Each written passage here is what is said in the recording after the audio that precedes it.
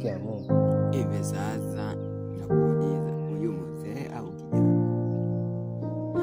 Hivi kazi gani?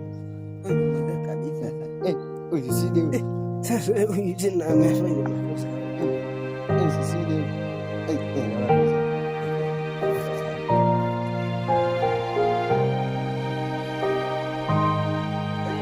Nini? Nikinywa movie inaharibika. Kando kando hizi.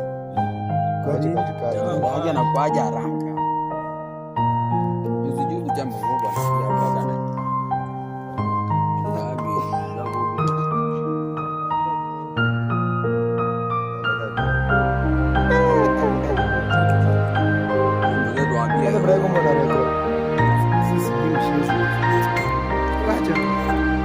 Sasha iwe gingine hivi kagonga 60 padi.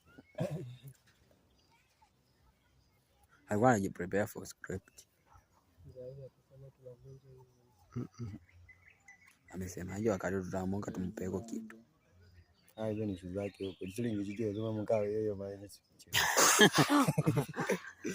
Sasa huyu ni mtini kimemtokea. Kaibana na vibaka huko. Mbona baba? Inafanya dia macho. Yale mwana kama chikalingo yesinga. Sasa watajuaje ameze? Hiyo mwe venye kwa simu bravi zoona. Nyate mwe venye nilipata aje. Yaani wamenikonga shoti mbili hivi mpaka nikajinyea.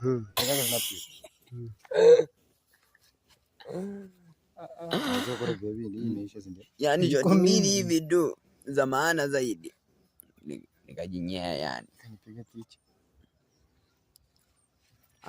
Babu. Watu hapa mbio. Tosha bana, weka huku.